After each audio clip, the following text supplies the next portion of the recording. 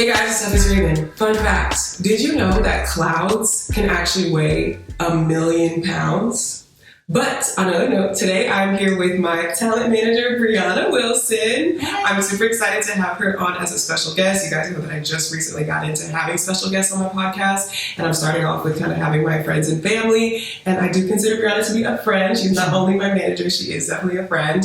And I feel like she can bring a lot of insight into the conversation as far as just the influencer industry in general. You guys have a lot of questions for me that I think maybe she can answer some of them better than I can. So I asked you guys on Instagram, on my Instagram story, to submit your questions about just kind of the influencer industry in general, anything specific that you would want to ask a talent manager. Do you want to know about brand deals and sponsorships and just management in general, anything like that? So we're going to see what kind of questions you have and just kind of try to provide some value and some insight and just have a little, casual conversation like we always do on the pink couch. But first, I think I should let Briana kind of introduce herself and give her backstory on who she is and what she does. I think most of you guys know that she is my talent manager, but you may not know exactly what that even means or what her role is. So I feel like I should let her explain that. Thank you for having me. I'm really excited. Of course. Thank you for the kind introduction. Of course. So for those of you who don't know me, my name is Briana Wilson. I am the founder and CEO of NYLA Influencers, which is a talent management company that I created 5 years ago in 2018. Mm-hmm. So I actually got my start in entertainment, and then I moved on to the digital media side. This was like at the time when it was just Facebook and YouTube and Twitter.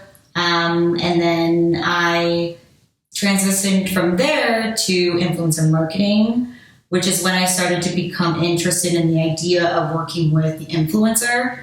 I think ever since I graduated from college and I had worked with a YouTuber, not in a talent management sense, but she was a consultant for a TV show that I was working for at the time. Mm-hmm. She was a vlogger, and at that point, I think I always secretly knew or subconsciously knew that I wanted to manage talent. It kind of sparked your interest? Yeah, it definitely sparked my interest, and there was nothing else that sparked my interest along the way as I continued my professional journey. But when I was working on the influencer marketing side, I was managing campaigns on the brands and agency side, basically booking talent, casting talent for programs for very large and established brands. That's actually how I initially connected with Raven, was through Tony at the time. We had done a couple campaigns together, and I didn't really feel like when I was working on the brand and agency side, I felt like I was going against my natural brain. Like I felt I had to advocate for the brand. Mm-hmm. And I felt like I related more with the creator. That was just where I understand what they're doing. I understand what their pain points are.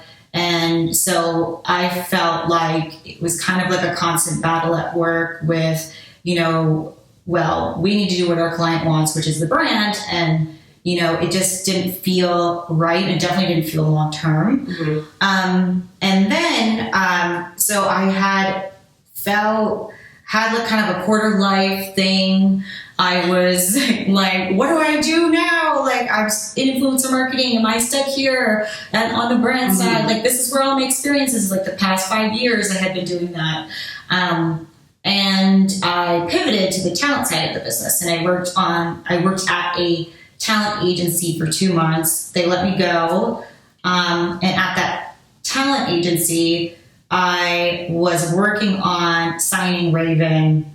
And when I left, I was kind of in this pickle of like, there was a big fork in the road. Where do I go next? Do I just keep looking for a professional, like full-time job? Mm-hmm. Do I go back in influencer marketing? Do I try to find a job in another talent management company? Which would have been a pay cut for me. And I was really took the leap. I took the leap, and it was scary. And honestly, like I owe a lot of that credit to my husband, who was my boyfriend at the time, because he was like, I think he saw the potential in me that I didn't see in myself. You know, because I had just been rejected by a company that were like, we don't want you to work here. That makes sense. And I was like, okay, well, I must not be good at what I do. You were too good. Yeah, that's what it sounds like. You were too good to be working for someone. You needed to do your own thing. So I feel like I got really lucky, and I called Tony when I had gotten let go. I basically was just very transparent with them. I got let go, and I'm thinking of starting my own company, my own talent management company. Would you guys be interested? And then we had a conversation together, and Briana decided to move forward. And it was really like divine timing, because the way that worked out, I always tell people, like, I had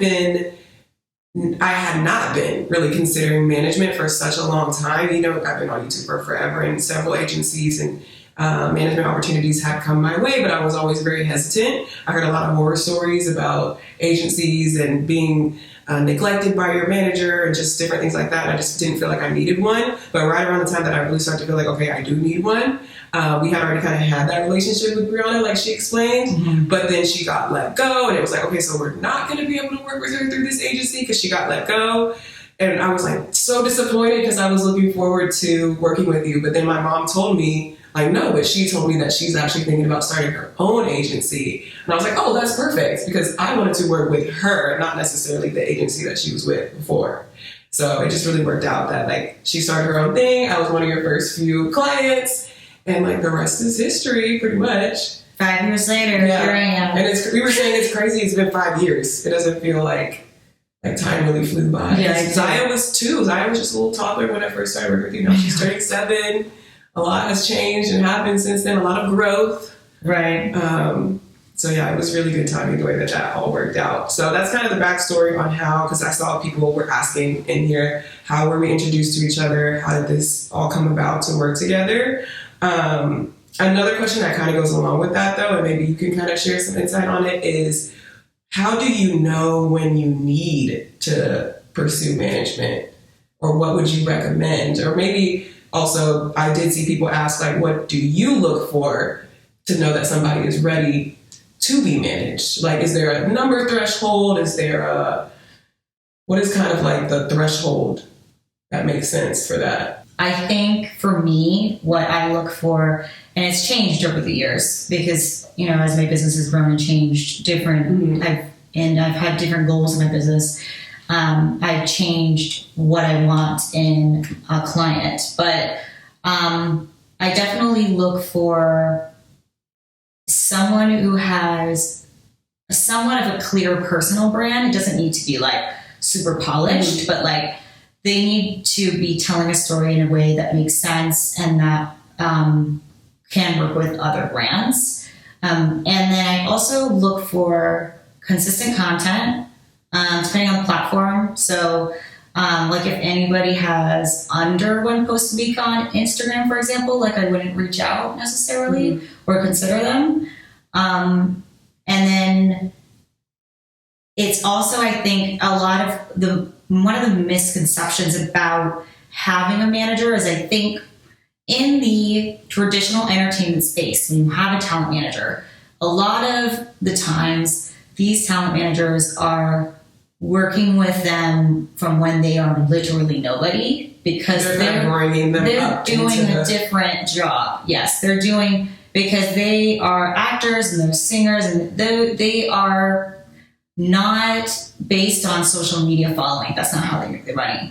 So with social media, it's different, because for a talent manager to be able to work with you, it takes a really long time to go from 0 to however many subscribers you need and views to be consistently earning income. And I think what people think they need is someone to help them from 0, but it really is more like when you need a manager is how you know you need a manager is when you start to feel like the work that you're getting offered is like out of your like range of expertise. So like if you've sort of capped or limit on like, okay, I've learned as much as I can learn with the time that I have on managing my own deals, and now these deals are getting a little bit more complex. The contracts are more complicated. Yeah, because that's when it's like, I'm here. That's what a manager is really good for, is be able to know what questions to ask for those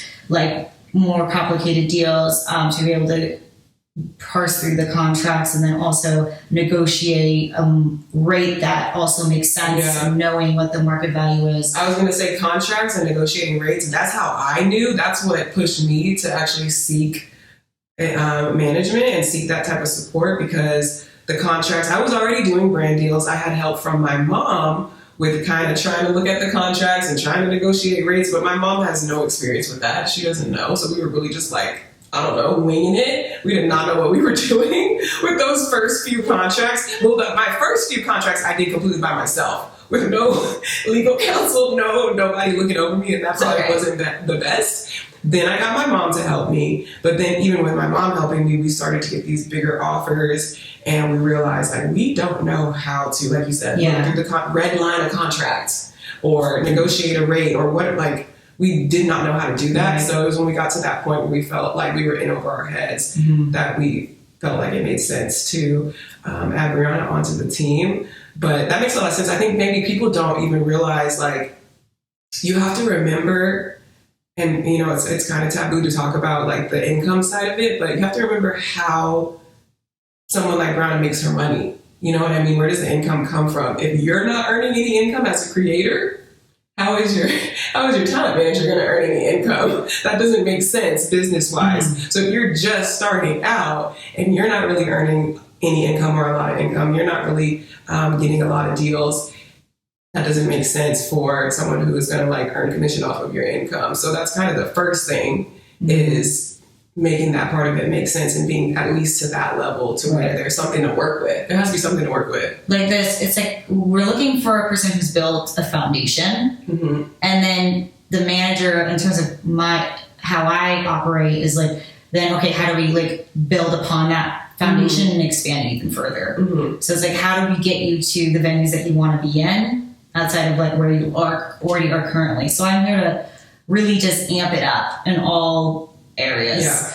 And then also with the protection, like, you know, knowing what you may need to know going into a brand campaign or a, you know, photo shoot or something like that. And then also, like, before I worked with Raven, had been negotiating rates for, I think, 4 or 5 years on the brand side, branding agency side. So like, I definitely knew at that point like what somebody of Raven's size and what her content was, and her type of content and engagement and all those different factors, like what she should have been making. Yeah, you had the inside scoop because you had the experience on the other side of the wall, per se. So you're able to. Briana is really good at negotiating. I always tell everyone, like, Briana is a beast at negotiating, because she knows. She used to work on that side. She can tell when somebody's lowballing. She can tell, like, somebody was asking, like, how do you pick good representation? What do you look for in a manager? And that was one thing that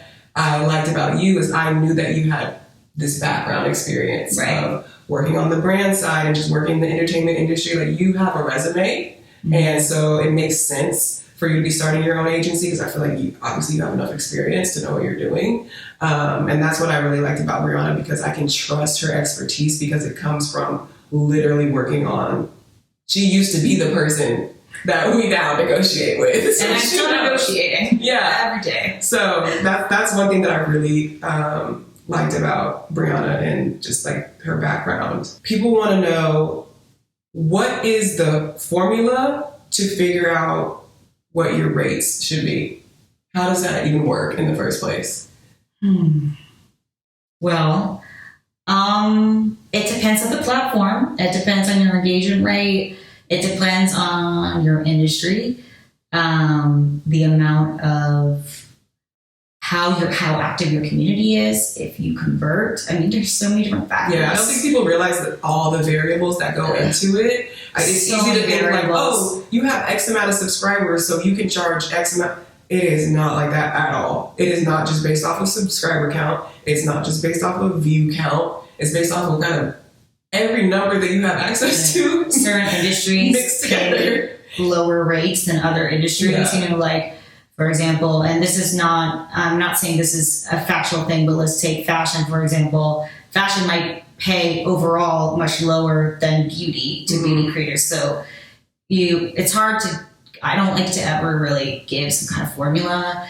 There are agencies that calculate based on CPM and CPV. So if you look up those calculators, it might be helpful for you. But I think the best advice that I can give for someone who might be hesitant to give rates to, legitimate opportunities is to start reaching out to joining a few of the creator communities and trying to build a network of creators who are of your similar niche and size, and building that trust so you can kind of share, hey, like, what's your rate range for something like this? Because then you at least you have something to go off of instead of just blindly giving them a number. 'Cause you could be really giving them something super low and you have no idea. Or you could be very high and then they're like pricing yourself out. Yeah, and then you price yourself out. So it's definitely, the goal is to be within the range. So when you say creator communities, are you talking about Facebook groups, or what do you mean by that? They're all over. You have Facebook groups. There's some on TikTok that are on different apps, and they're usually created by a mentor or coach, somebody who does that kind of content on Instagram and TikTok. And they're like, join my community. Okay. I'm in a few of those, just monitoring, just to see what creators are saying. Yeah, get the inside scoop. I like to get the inside scoop on all areas, but they're pretty easy to find. So, and then kind of piggybacking off of that, somebody asked, does each influencer have a standard flat rate that they charge for brand deals? No.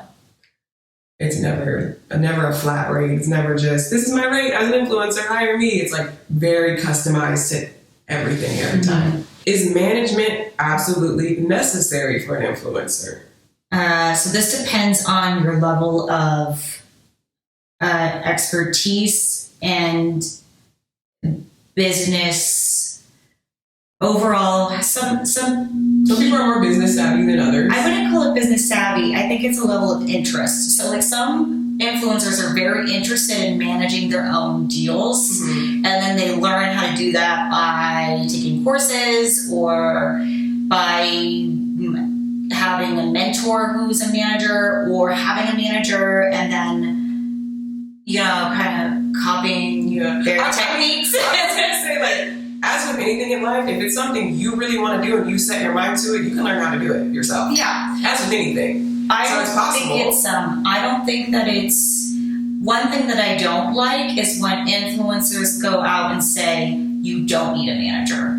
Because it does not apply to everyone. It only applies to you if you are super interested in that part of your business and managing that part of your business on your own. If you're not, and you find that to be a blocker in your business and a pain point, and it's this is getting in the way of my creativity, and you're getting legitimate offers, then it makes sense to look for someone to manage your business. I feel it's one of those things you know yourself. Yeah. You know if you need a manager or not. Don't listen to if you feel in your heart that a manager makes sense, but then you listen to a podcast and someone's like, don't ever get a manager. I mean, everyone has their own opinions, You're the only one that matters is how you feel, what you're comfortable with. Alexis asked, how do you find influencers that you want to represent? Do you do that, or is it mostly people who reach out to you? I just started doing that this year. I hadn't up until this point. So this is the 5th year. But I am scaling out a little bit further, and I've been trying different methods, grassroots, going on social media. But that I actually find to be not super productive. So I started using different tools, or experimenting using different tools that give me more data on the influencer in a way that's easily digestible and faster. So, because I like to be efficient, and so I did find a platform that was helpful for me, and I just started using it a week and a half ago, so I can't I would be able to firmly recommend it, but I do look for people online, and then I look for influencers on apps, are tools that help you locate, and lot of those tools, I think, those are widely used by talent management companies. That's like usually the general. Because so basically what it comes down to is you need to see the data. You need to see the numbers. Yeah, the data and the location of where they live, and if they've done brand deals in the past, if they're brand safe. Like a lot of these tools filter out that stuff. Because I'm assuming like what people want to know is like if they're trying to position themselves, you know, to be eligible for management, like is there like do's and don'ts? Is there things that they should be focusing on, working on? Yes, I think, well, first having your story be clear, your personal branding, I think, is important in terms of how you present yourself and the audience you're trying to connect to. And then also integrating products into your content. If you want to do brand partnerships, organically integrating products that you use on a daily basis, because that is what the brands are looking for when they're casting. They're looking for people who are using it organically, and they want to be able to see how they could potentially fit into your content. If you have 0 products on there, it's like they're not going to know how they're going to fit in. They can't see any examples. Yeah, that makes sense. You got to be the person you want to be. Yeah. You know, position yourself as what you're trying to do. You need to do it organically. Exactly.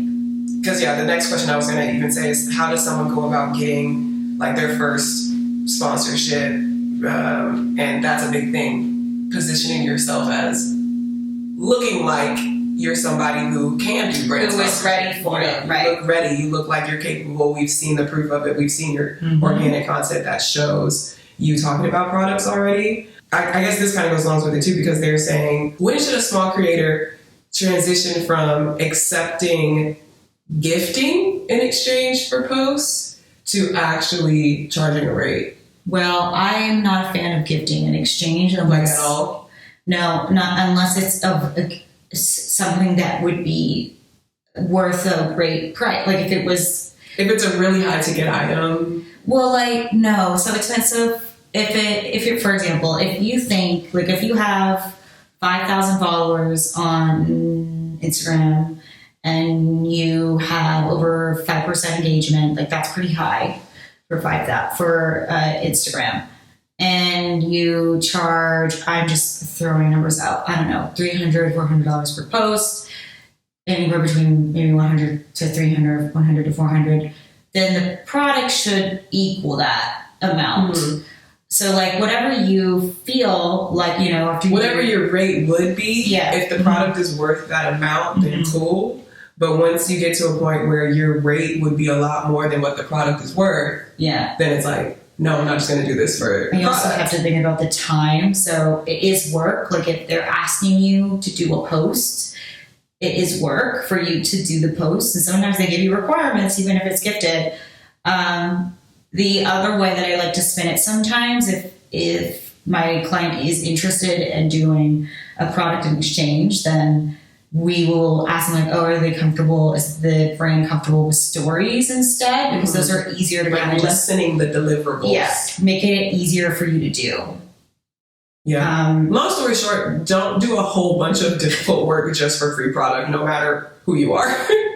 Like I agree with that. Like I don't think that's really fair. Usually it's not really fair. It becomes a trap because a lot of fashion creators, they'll be like, I need to get free products so I can create more fashion content, but then they end up not getting good partnerships because they're working with all the brands that the brands know don't pay influencers and just do product in exchange. You've labeled yourself as a free influencer. Yeah. So you don't want to label. You don't want to position yourself like that. You want to be the opposite.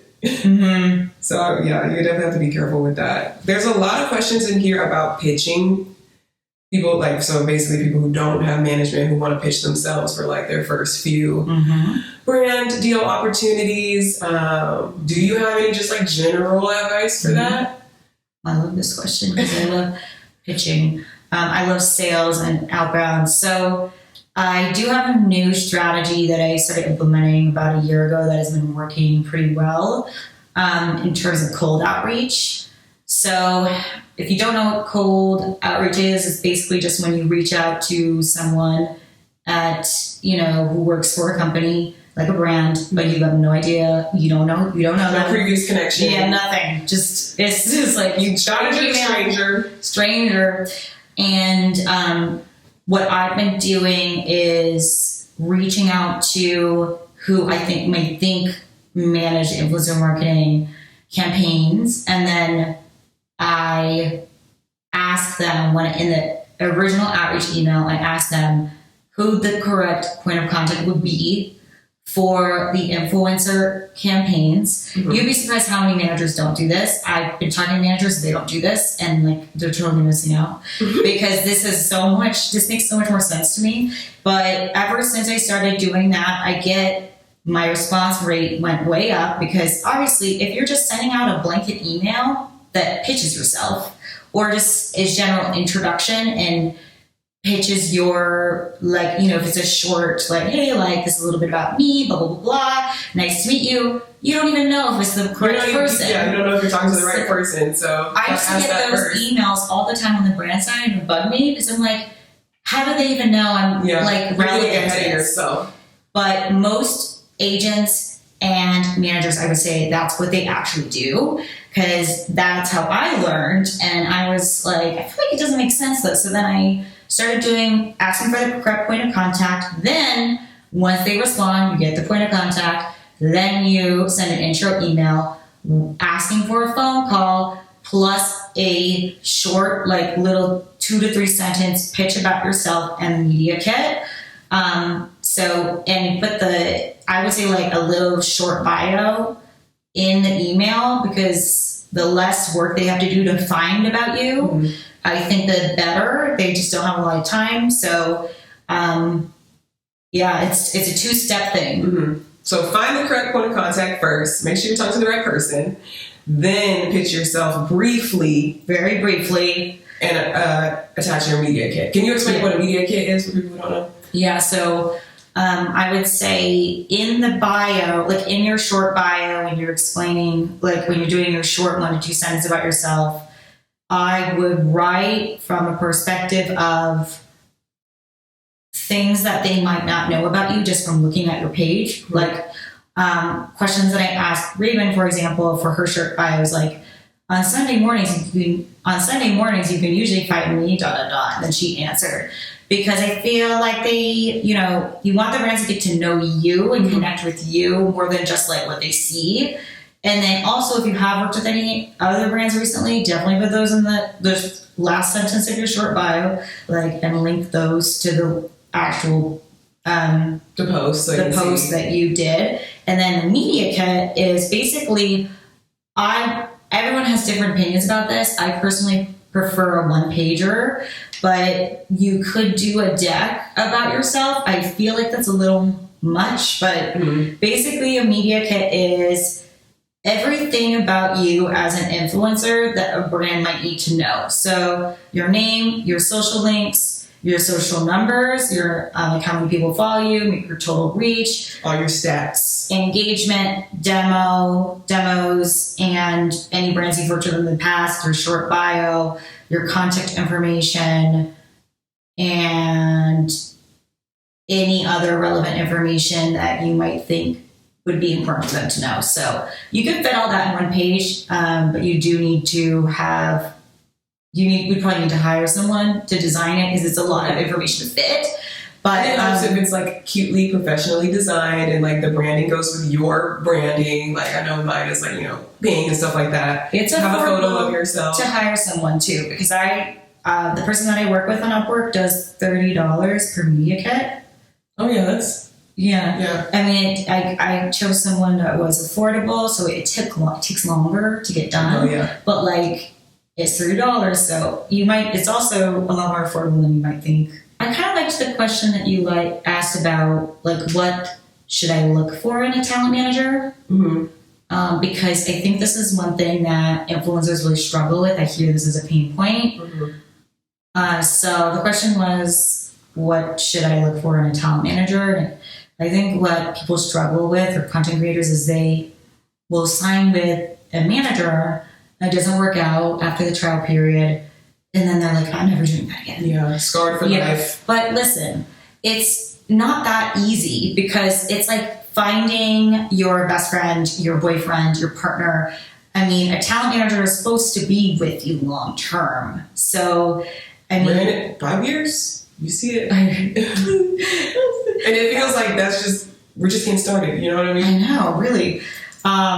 So you do want, I think what would be helpful for you to know is write down the things that you would actually want in a partnership with a manager. Do some research on like what managers do and what they don't do, and then kind of figure out what of those things appeal to you and what don't. And then after you figure out what you want from a manager, like, is it just deals, or do I also want strategy, or do I want them to be heavy on sales and outbound? Do I want them to support me in person? These are all really relevant questions. If you want a manager that's going to be around in person, like, they should probably live in the city you live in. So I think writing those things down is really important, because a lot of people, I think, just tend to try it out, not really knowing, and then it doesn't work out, and then they get discouraged. But please don't get discouraged, because it's just a part of the process to find the right fit, because not only is there all of that stuff, so like the professional stuff, but I personally value a personality fit. Yeah. So I was gonna say that don't underestimate the way that you have to just get along with your manager and like them. Yeah, be cool with them and be friends with. This is something you're going to be working very closely with. I talk to Briana like every day, at least through Slack and stuff. Mm-hmm. We're constantly in contact. Mm-hmm. She is based in New York, so we're not always in person. But if your manager is going to be local to you, you got to remember that this is somebody that you have to get along with, and it might take some shopping around to find that perfect match. I think that's to be expected. I got lucky. I was one and done, but that's probably not the usual. It is not the usual, actually. It normally but goes. You know what? I feel like, though, you and Tony kind of knew what you needed, though. You did know. Yeah. I took a very long time to decide what I wanted in a manager. I had been doing it for so long before I actually finally got management. So yeah, you were pretty well established by the time. I took that time with picking one out, so maybe that's why. Yeah. But, yeah. I think you were at like 600K or 700. She was pretty far along. A lot of people start looking when they're much earlier. So yeah, don't look at my case as like the standard. Mine's not the standard. And I honestly thought for a long time that I would never seek management ever. I thought I was going to be one of those people who's, like you said earlier, I'm like, oh, I'm business savvy. My mom is business savvy. We'll just do it ourselves. Like, figure it out. I don't think we need it until I didn't know what I didn't know. Until I started getting these bigger opportunities and stuff. And I was like, oh, never mind. I don't think I can do this by myself. Just kidding. I had to take that back real quick. What do you have experience working on the brand side? What do brands look? We talked about what management might look for in an influencer, but what do brands look for in an influencer as far as wanting to work with them, generally speaking? Brand safety. So do you have risque content, cursing? Do you have anything about topics that could be charged, like politics or religion? And they look for your engagement is like, so they have the ways that they filter through influencers, and they usually use tools too. And they'll be like, on Instagram, our minimum engagement is 1%. On TikTok, our minimum engagement is 10%. And on YouTube, it's 5%. So they will just throw all of the creators out the window that are under that engagement rate. So it is more, I would say, data driven at first. Once they get through all of that and they find people that match the demos and the engagement rates that they're looking for, and they do the check on the brand safety, then they're looking at whether you're an overall brand fit. So does your messaging align with their messaging? Mm-hmm. Like, one of the reasons why you've worked with certain brands for a long period of time, like Walmart, like your brand is the Raven Elyse brand aligns with brands like Walmart. They want it to be an organic fit. Yeah. So once, like you said, once you make it through the first 2 filters, did you make it through the data filter? Do you even hit the number marks that you need to hit? Yeah. Okay. Do you make it through the brand safety filter? Are you family friendly enough or brand friendly enough? Okay, you made it through those 2 filters. Now it's, but who are you really? Mm-hmm. And is it an organic fit for who we are as a brand? Brands don't want to stick out as a random ad on your page. Obviously, that's not going to perform. Like, that's kind of common sense. Yeah, they're hiring you for your audience, so your audience is following you for the content that you post. And if your audience is more likely to purchase from places that you would purchase than if it's... Which I will say, though, sometimes the brands seem to not get it quite right, because I've received offers from brands where I'm like, why are you even asking me this? Like, I do not, like, it'll just be some random thing that I have nothing to do with, that I've never shown on my channel, that I've never said that I'm interested in. And they're like, would you be interested in doing this campaign for this whatever random thing? And I'm like, no, because why would you think that I would be interested in that? So I don't know how that happens sometimes. You will get random offers for things that don't align with you, and that's where you have the power to obviously turn it down. But for the most part, those brands don't know what they're they're not doing their due diligence on their side. It happens. They might not know who they are. The idea is that they're actually going to look at your page and they're actually going to get the proper, vibe of your brand and make a pitch that makes sense. But I think people do kind of underestimate like the brand safety part of it, and not realizing like you said about the risque or certain like topics, like it can hurt your opportunity to work with certain brands. Not across the board, because I know people always like to point out certain creators that are pretty risque that do work with brands, but it's like certain brands. Certain brands go with the more risque content. And I don't feel like it's a lot. It's not many. No, so it kind of boxes you in, I feel like. I personally make it a point to be brand friendly, specifically on my YouTube channel for sure. I always make it a point to stay pretty brand friendly on my main YouTube channel. Have I maybe crossed the line a little bit on like Instagram and TikTok technically with certain posts? And there's actually certain platforms and tools. One of my, I always forget the name of it, but like it'll actually bring up my stats and say, it says the number of risque posts I have. Like it'll be like, Elyse has 8 risky posts on TikTok, so her risky rating is whatever percent. And like they do categorize you like that, and I do have some. They use those tools too. Yeah, and so it's not like, oh, if you have 1 post, you're automatically out. I think it's a certain minimum that they're looking for or something. That probably varies from brand to brand. But obviously, if your content is super risky, you're going to be boxed out from being able to do a lot of brand deals. Okay, so I do see some questions in here kind of referring to my previous episode where I was talking about some of my challenges currently in the influencer industry and how I just been having some struggles with things kind of like slowing down, and people want to know like kind of just more details on that, especially from like Briana's perspective. So how's it been for you recently? What's your perspective on the current climate of the influencer market? It's definitely been tough. 2020 was really hard. That was kind of like my first time learning how to manage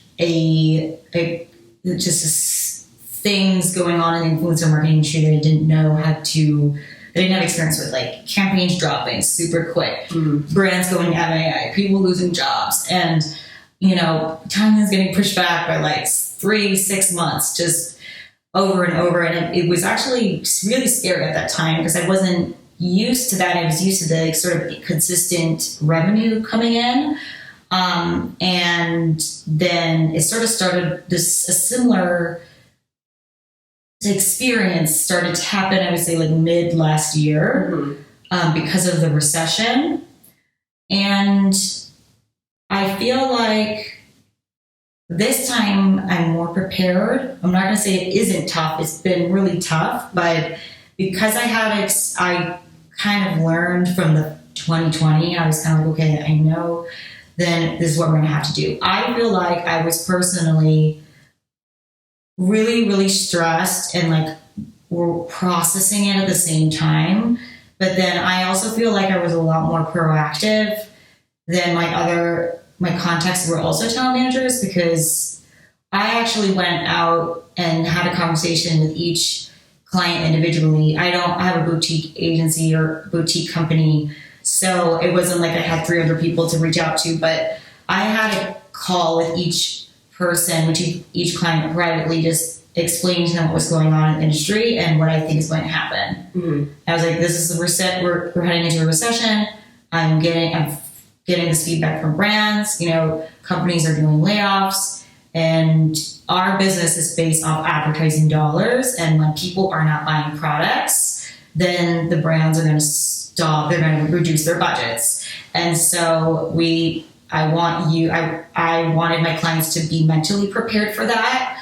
And because the first time in 2020, like, it was really difficult. We're just like, what have you know? So this time it was more proactive, which I actually was feeling proud of, because I feel like it was a scary conversation to have, but luckily I have really great clients who all understood what was going on, and were all very receptive to understanding that, like, rates might go down, deals might decrease, and that weird things might happen, like contracts being canceled last minute, things getting pushed back, and so I know I appreciate the honesty and the transparency and the heads up. Like, I would much rather have management who takes the time to prepare me for something like that versus just like, well, let's just wait and see, and hopefully, like, not wanting to say too much, not wanting to jinx it or whatever. Like, no, like, let's be prepared, let's be proactive. It was so, I knew this was not I was like,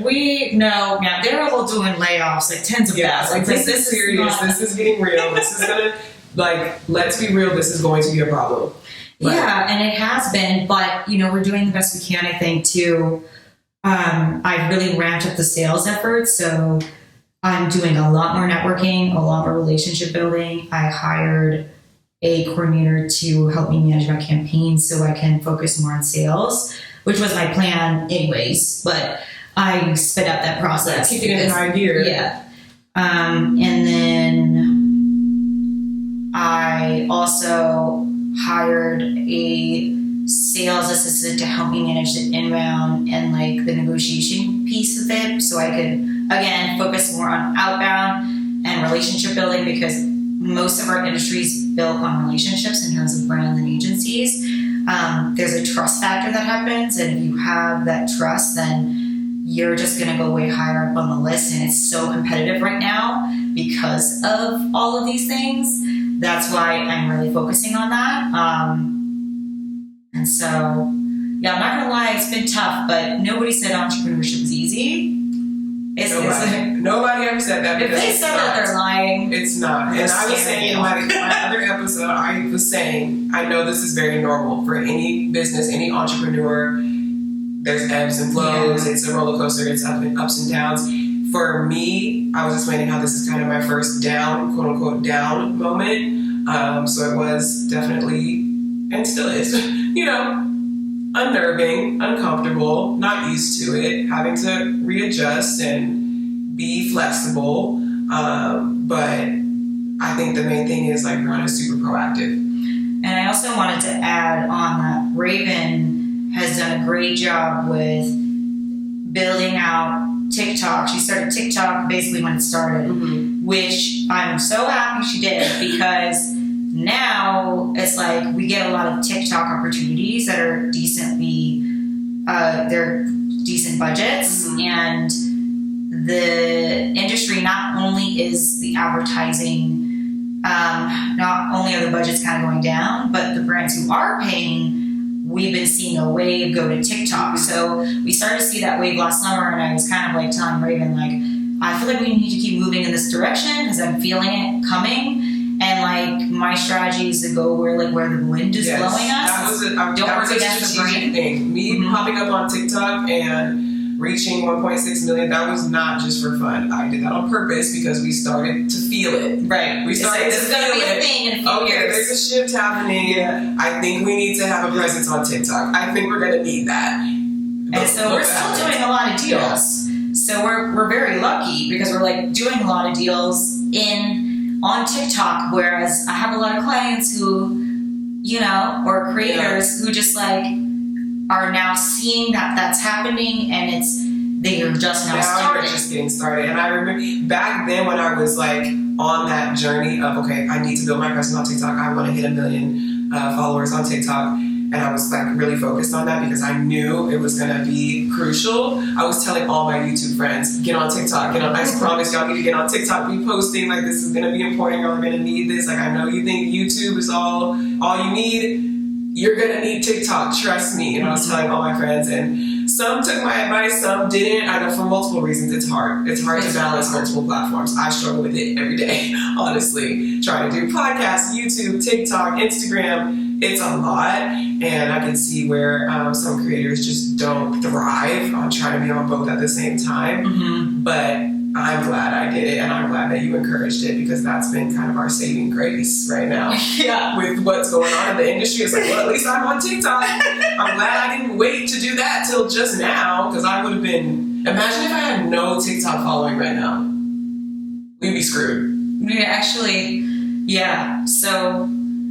yeah, do those things because they help in the long run. And I know I'm gonna have to. There's gonna be a new TikTok. You know what I mean? There's always that kind of progression in this industry. Mm-hmm. You have to stay alert. You have to see what's coming next. You have to be on top of it and not wait till the last minute to, now I want to jump on the bandwagon. Right.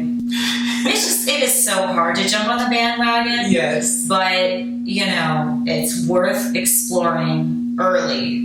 Be an early adopter. When you're an early adopter of anything. Yeah, you were early adopter. That's like my. So that's why I'm all about being an early adopter. I'm never scared to just hop on. Just hop on the platform. It's not hard to sign up or something. You don't have to take it so seriously. If you scroll all the way to the bottom of my TikTok, you're gonna be like, "Girl, what the heck is this?" But it was because I just knew I wanted to create an account. I knew I wanted to be on there, so I just started posting random stuff. Just to learn the app. I wasn't like overthinking it, like, I need to have this quality content on TikTok. When I was just starting, I just needed to be on there, period. Mm-hmm. And I think people kind of overthink it a lot when it comes to that. It's like, just create the account. Just post something so you can get started. You do not want to wait. You don't want to be late when it comes to that. And what's going on in the industry right now is a prime example of why you never want to overthink it and like wait. You want to be an early adopter so that you can be swift in times like this and have options. Well, I feel like hopefully we answered a lot of good questions. I feel like we kind of covered the basis of all the main questions that I know I get all the time that maybe I'm not, like I said, as great as explaining, but I feel like Briana is really good at like giving you guys those details that you were looking for. So hopefully it was helpful, but I want to know what's on the horizon for Briana. What are you working on? What's on the horizon? Yeah. Okay, so I'm working on a lot of different things. I mean, I did mention the brand outreach, really ramping that up. Mm-hmm. And like I was here for South by Southwest. We did a ton of networking. Yes, literally, just so y'all know, today is Monday. We just came off of South by Southwest weekend. We were going Friday, Saturday, Sunday, all the way till late last night. We're kind of, so if we seem a little bit, if you can hear in my voice probably, and if we seem a little bit, South by Southwest weekend was a lot, in a good way.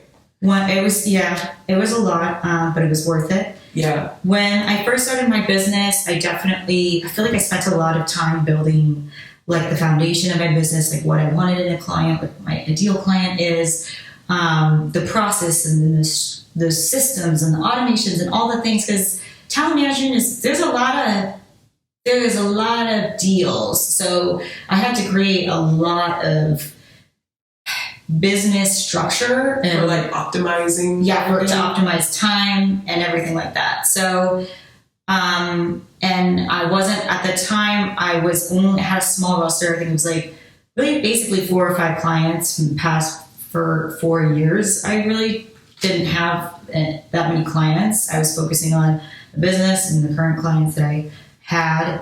And so now I just feel like it's time to start building it out even further and scaling it out and working with creators that I wasn't working with originally. So originally I wasn't working with like smaller macro creators or micro creators. But I see so much value in the micro space because, you know, I know that the brands, they really are looking at the audience, and a lot of times with the micro, they have built out like a very specific niche audience, and they are doing deals, and they need like more visibility to get in front of more brands. And so I'm really excited to share that I am now starting to work with micro creators and even more mid-tier level talent. For people who don't know, how do you define that? There's a lot of different definitions out there, but for me, I would say micro is like under 100K on any platform and with the engagement rate that you need for that specific platform. And mid-tier is kind of like 100 to 600K with the engagement rates that you would need for those platforms. TikTok has a higher engagement rate. Mm-hmm. Yeah, TikTok, they're higher say like 10%, right? Yeah. So it depends on the platform, but I have a couple friends who have built their talent management business off of managing micro talent. And I've been talking with them a lot on like how they do their deals, if it's kind of like different, they have different agencies. Mm-hmm. And they're really actually not too many different agencies. It's just a different tier. Yeah. So I'm really excited because I just signed 3 new clients, and so now you're at a total of 11. But I want to scale it out. I never saw this to be one of those talent manager companies like, I have 300 clients at 500. Like because also too, that's another thing that I love about Briana as far as like, what do I look for? Why did I know? How did I know that Briana was a good fit? The idea of a boutique agency sounded amazing to me because I'm like, I would much rather be working with someone who doesn't have hundreds of clients to worry about, who only has a smaller roster. So we get that one-on-one time and we really get the value, because it's the same thing like when you have a school where there's too many students to teach a ratio, like that ratio is important to me. Mm-hmm. There's different perspectives on it because some people love the huge agencies for different reasons. And, for different reasons. They don't have much of a relationship with their manager or their agent, but so it's no right or wrong. I'm not going to say it's right or wrong, but my personal preference is the boutique agency to get the more one-on-one connection. And the connection. I value connection, and it's important for me to be able to connect with my clients and feel like I actually know them as a person. And so that's why the boutique agency is kind of stays with me. So do you think you have like a certain cap that you wouldn't go past as far as number of clients?